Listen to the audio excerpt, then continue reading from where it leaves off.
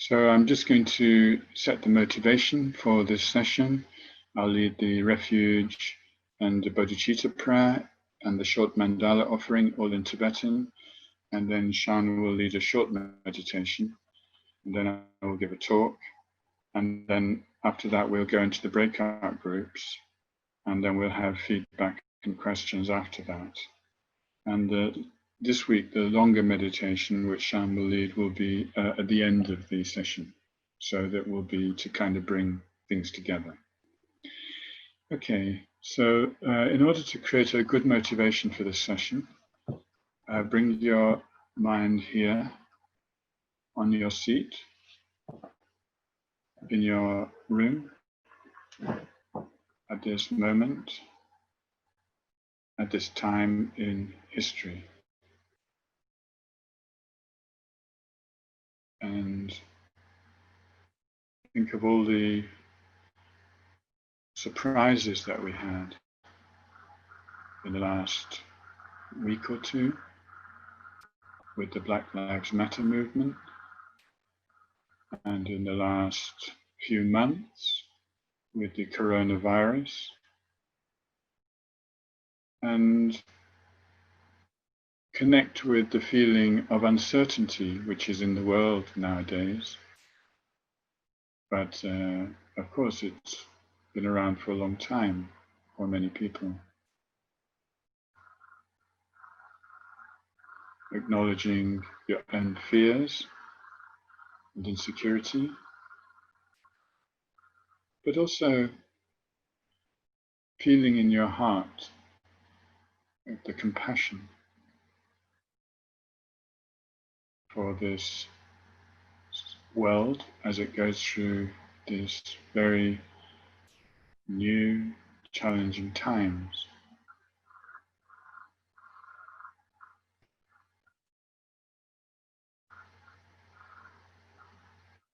And in your heart, feel a deep connection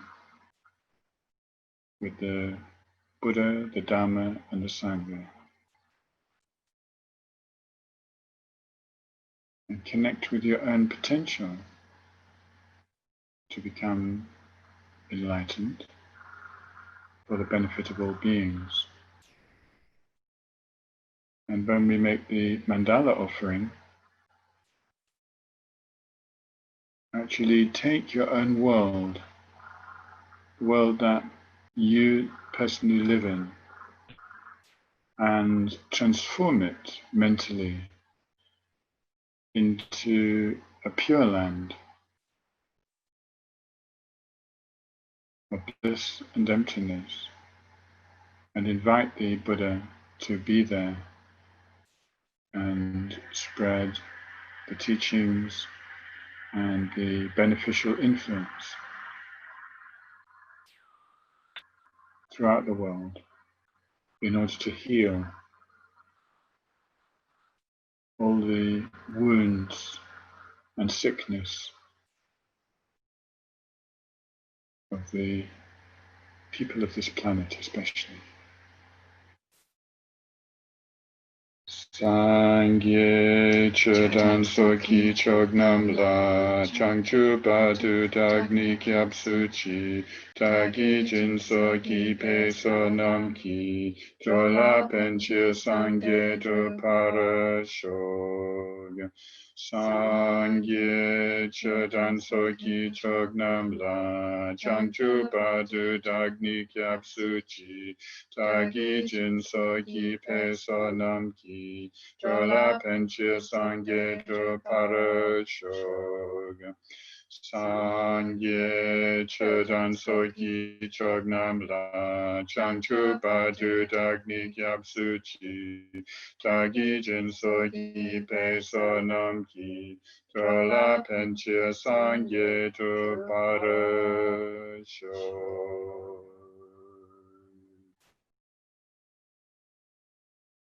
Sajipaki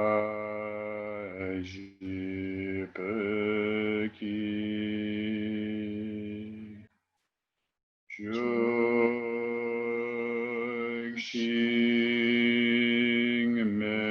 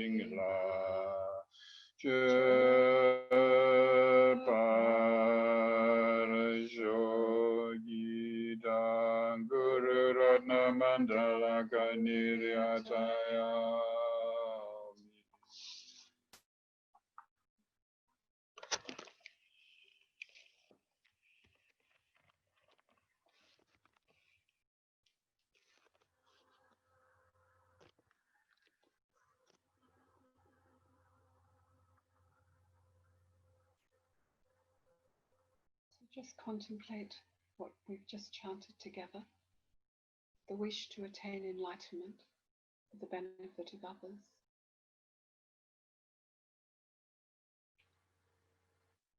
And to make this meaningful, we need to not just simply say it, not simply have it as an aspiration sometime in the future, but engage in all the steps that it will take.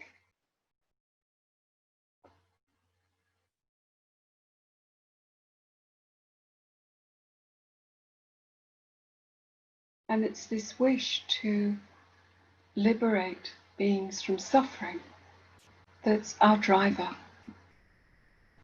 our motivator. Because we know what it is to suffer.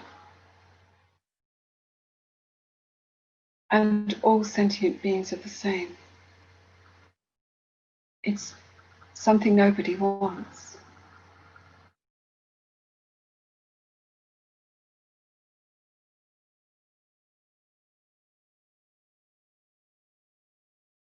One of the reasons that there are wars, that there are conflicts, interpersonal conflicts, family conflicts, is down to self-cherishing, putting ourselves first, not thinking of others.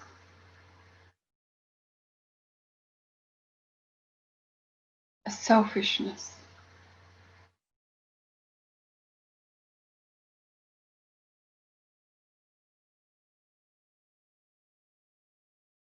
And when we examine this in ourselves, we can find this wish of putting ourselves first, this instinct really to put ourselves first, is very strong.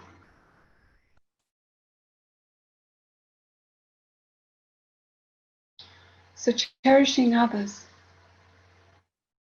without discriminating, without leaving any single being out of this, is the counteracting force to bring about harmony and peace.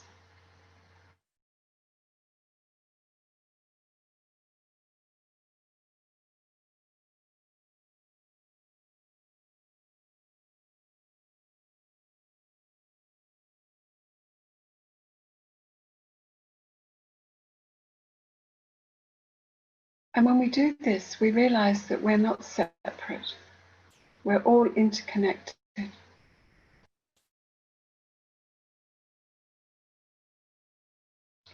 As His Holiness was saying recently, just this week, talking about it's so important for us to see the oneness of all human beings, all sentient beings, not just human beings, but to see our interconnection and to feel a closeness. And he says intimacy not in an attached way, but in a close, connected, caring, deeply empathic feeling.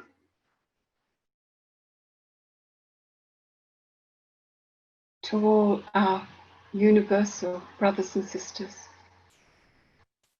without discrimination.